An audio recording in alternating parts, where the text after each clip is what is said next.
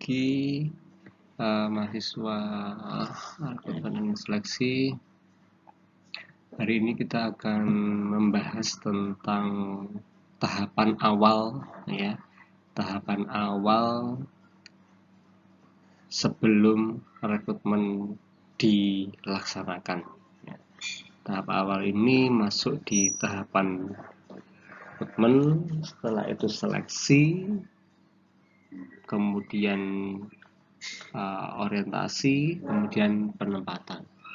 Ya, sebelum rekrutmen dan seleksi dilaksanakan, kita harus membuat namanya adalah perencanaan sumber daya manusia, atau dikenal juga dengan manpower planning. Nah, keuntungannya apa sih organisasi jika membuat dan melaksanakan perencanaan SDM dengan baik? 1. Organisasi dapat memanfaatkan sumber daya manusia yang ada dengan optimal. Jadi, sumber daya yang dimiliki dapat dioptimalkan dengan maksimal.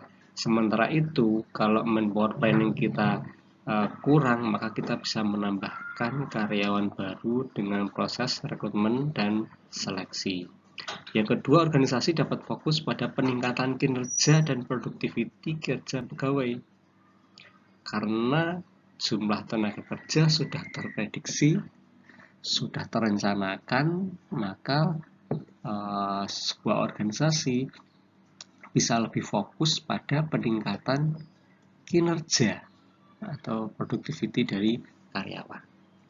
Yang ketiga, penentuan kebutuhan SDM dapat dilakukan dengan mudah, ya, karena kebutuhan SDM sudah direncanakan dari awal, sehingga kita bisa menentukan jumlah secara kuantitas dan secara kualitas kebutuhan SDM dengan mudah. Yang keempat, sedianya informasi dan data yang memadai tentang kebutuhan SDM. Jadi kita memiliki informasi dan data yang jelas tentang jumlah berapa karyawan yang kita miliki, jumlah karyawan yang kita miliki dengan skill yang dibutuhkan, dan kalau lebih lengkap kita melakukan sebuah analisa kebutuhan pelatihan, ya.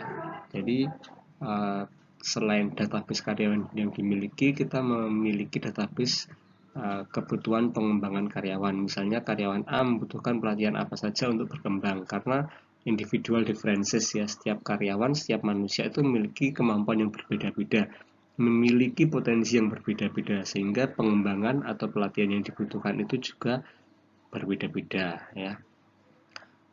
Kemudian memudahkan dalam merencanakan kompensasi atau penggajian karyawan sesuai dengan situasi dari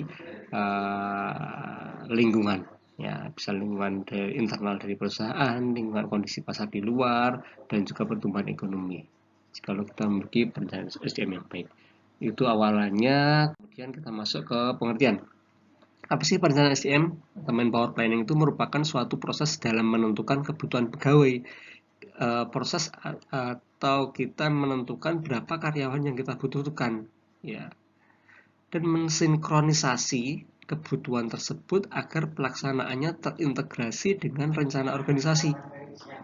Jadi kebutuhan yang kita butuhkan berapa tahun ini atau tahun depan, yang tersinkronisasi dengan kebutuhan pengembangan besar dari organisasi.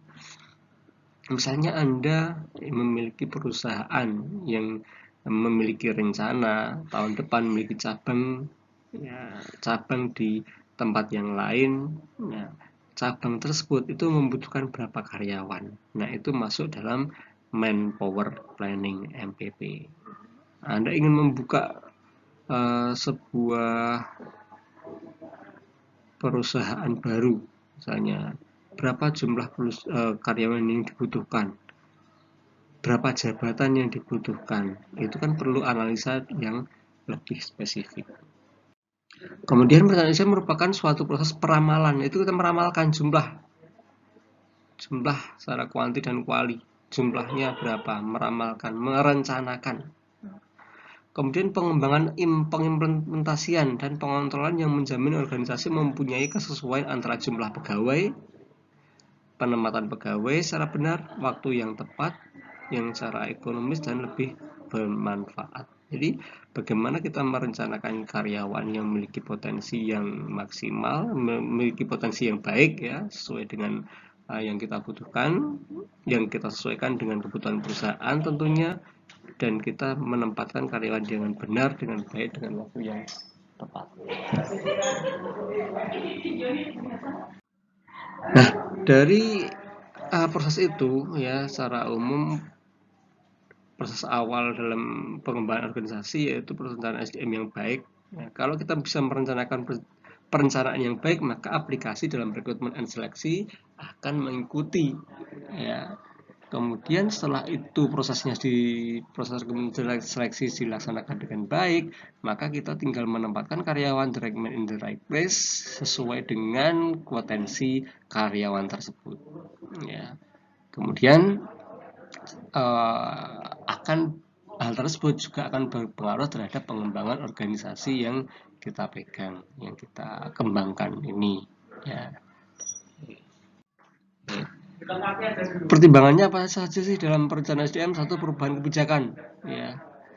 Perubahan kebijakan kepegawaian perlu untuk dipertimbangkan. Ya. Contoh promosi. Ya. Jikalau contoh ya, Anda sekarang memiliki jabatan sebagai staf, kemudian jabatan kepala bagiannya itu kosong, perlukah kita rekrutmen dan seleksi? Atau disiasati dengan cara lain dengan promosi pegawai, Anda dinaikkan jabatan sebagai kepala bagian ya. Kemudian rotasi yang sejajar, pensiun, pemberhentian pegawai atau karyawan. Nah, ini merupakan pertimbangan dalam perencanaan SDM ya, perubahan kebijakan dalam perencanaan SDM. Yang kedua adalah perubahan waktu. Organisasi didorong untuk melaksanakan efisiensi baik penggunaan dana atau cost yang begitu besar untuk operasional di sebuah organisasi, dan juga efisiensi dalam hal waktu ya, karena waktu itu juga kalau di sebuah perusahaan dihitung-hitung waktu itu sangat mahal juga ya. Lost time sekian jam itu hitungannya sudah berapa ratus juta itu misalnya ya. Nah, untuk itu perubahan waktu terkait dengan perencanaan SDM perlu mendapatkan pertimbangan yang matang. Contoh ya, dalam merencanakan SDM itu harus betul-betul dilaksanakan dengan mendetail ya. Jadi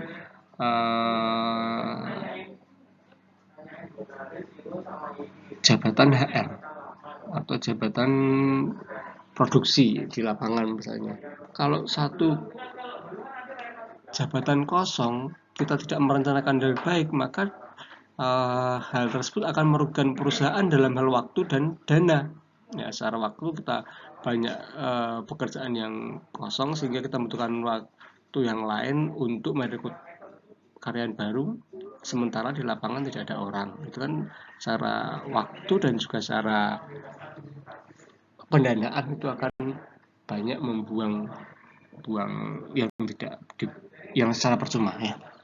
Kemudian perubahan kinerja dan produktiviti kerja.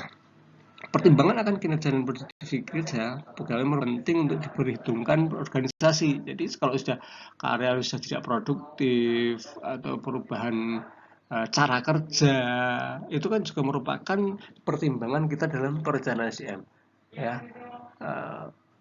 Karena sudah sepuh, sudah mau waktunya masa pensiun, tinggal beberapa tahun pensiun, yang sudah tidak produktif itu perlu dimutasi di tempat yang lebih sederhana secara teknis bekerja. Itu juga sangat mempengaruhi dalam perencanaan SDM. Kemudian perubahan teknologi ini sangat penting saat ini ya. Saat ini era internet ya, era internet. Perubahan teknologi semakin hari semakin cepat. Untuk itu pertimbangan perubahan teknologi yang dapat berdampak pada organisasi perlu dipertimbangkan. Misalnya jabatan yang membutuhkan teknologi yang terbaru misalnya. Tentunya angkatan-angkatan lama, karyawan Anda angkatan lama itu akan kesulitan untuk mengejar itu, atau biasanya disebut dengan gaptek ya. Sehingga Anda harus mempertimbangkan betul ya perubahan teknologi saat ini untuk dalam rangkaian perencanaan sumber daya manusia.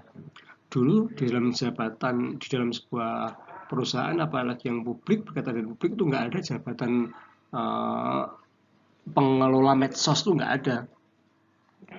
Saat ini semuanya memiliki, hampir semua memiliki divisi sendiri ya, atau divisi yang memegang tentang media sosial. Entah bagian humas digabung dengan humas, entah memang divisi sendiri ya, itu akan ada.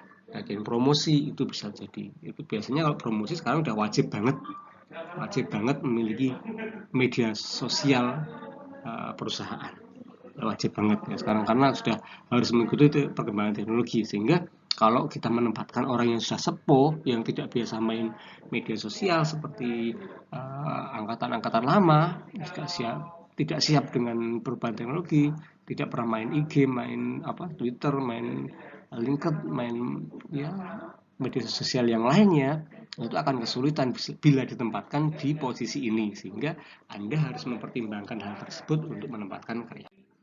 Kemudian tujuannya apa sih perencanaan SDM itu secara umum? Ya, satu, dari atas, merencanakan kuantitas dan kualitas. Jadi bukan hanya kuantitas, tapi juga kualitas.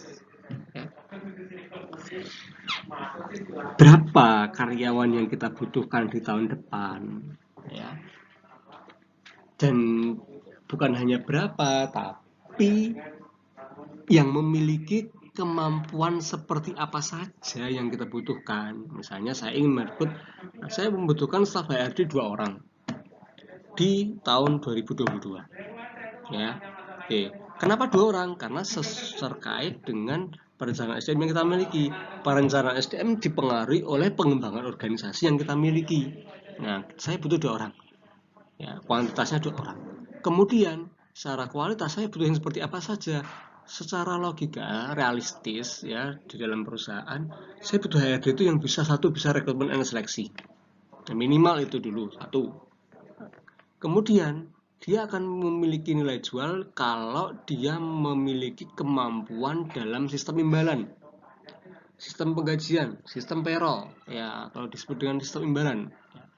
Satu bisa rekrutmen dan seleksi, dua bisa sistem imbalan ya, bisa perhitungan penggajian karyawan ya. Oke. Dia akan memiliki nilai jual lagi kalau dia memiliki memiliki kemampuan atau penguasaan tentang hubungan industrial atau terkait dengan hukum-hukum ketenaga kerjaan. Tiga tentang hukum ketenaga kerjaan atau hubungan industrial. Kemudian apalagi HRD secara umum, HRD juga harus menguasai dengan K3 atau kesehatan dan keselamatan kerja karyawan. Nah, saya membutuhkan kualifikasi minimal 4 itu. Haruskah berpengalaman, Pak? Saya tidak harus berpengalaman, tapi dia memiliki kualitas atau kualifikasi yang saya butuhkan itu. Ya, satu, mampu rekrutmen dan seleksi. Dua, mampu sistem imbalan, penggajian karyawan. Tiga, mampu mengerti, menguasai tentang hukum-hukum ketenaga kerjaan, walaupun Anda bukan orang hukum, tapi minimal Anda mengerti dan menguasainya. Yang keempat, memiliki kemampuan dalam menjaga keamanan, keselamatan, dan kesehatan kerja karyawan. Nah, itu secara kualitas ya. Kemudian menjamin ketersediaan pegawai. Jelas kalau kita sudah rencanakan di tahun-tahun sebelumnya, maka karyawan itu bisa kita jamin secara terpenuhi ya, secara kuantitas dan kualitas. Yang ketiga, tujuannya apa? Untuk menghindari overlap job desk. Ini sering terjadi ya, secara gampangnya ya, yang terkait dengan pekerjaan Anda nanti, yaitu HRNGE ya. Seorang HR kalau di GE nggak ada orang, dia harus membantu GE, General Affair. Di GE kebanyakan orang, HR kurang orang, maka harus membantu di HR. Itu hanya satu departemen padahal.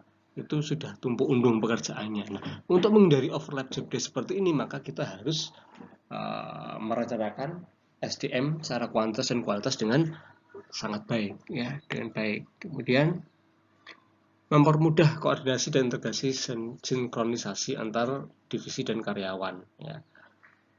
Kemudian pedoman dalam menetapkan rekrutmen, seleksi, pengembangan, dan kebijakan organisasi. Jelas kalau kita memiliki perencanaan SDM yang baik, itu merupakan pedoman Anda sebagai rekrutmen dan seleksi untuk menetapkan metode, jumlah, kualitas untuk rekrutmen, seleksi, dan pengembangan kebijakan organisasi. Kemudian pedoman melakukan mutasi dan penilaian pegawai. Jadi kalau kita memiliki jumlah SDM atau perencanaan SDM yang baik, misalnya kita mengetahui di divisi yang lain itu ada yang kosong dan divisi lainnya itu memiliki kemampuan yang bisa menutup, maka Anda bisa memutasi karyawan sesuai dengan kebutuhan perencanaan SDM.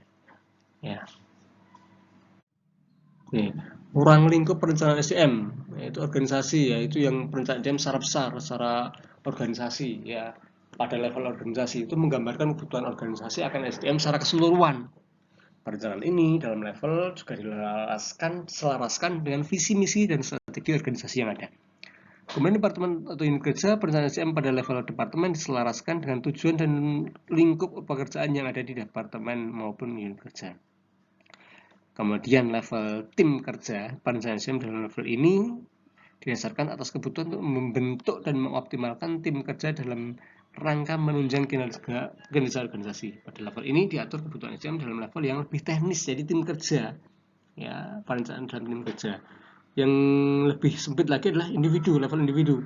Perencanaan SDM pada level individu menggambarkan kebutuhan organisasi akan individu pegawai yang disertai dengan deskripsi jabatan yang akan diembannya atau pegawai tersebut.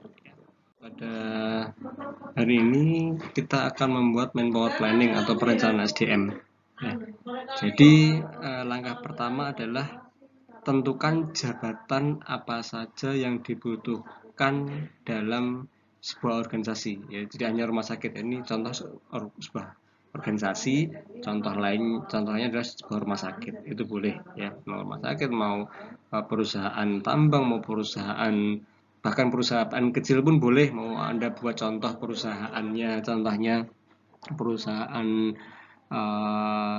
sepatu, perusahaan molding, perusahaan bengkel, itu boleh, silahkan Anda buat manpower planningnya.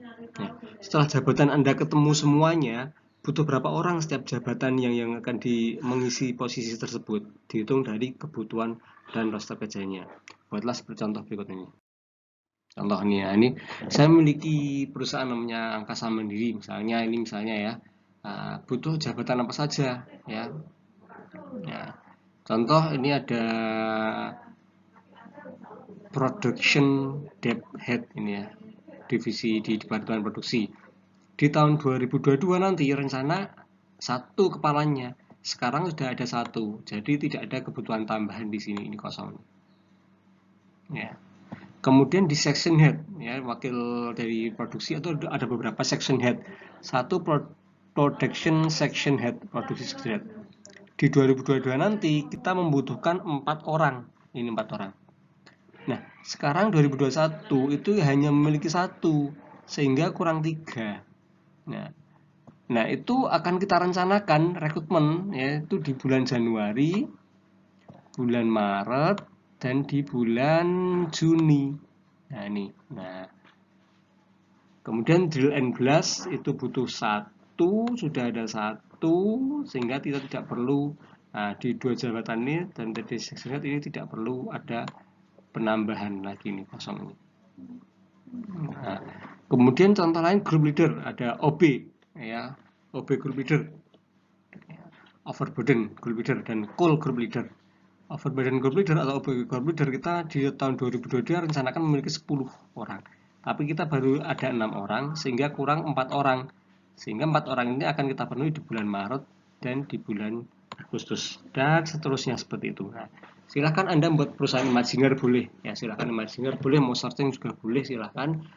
Langkah pertama Anda tentukan departemen jabatannya ini dulu, ya. Setelah ini ketemu, baru Anda rencanakan kebutuhannya berapa di 2022.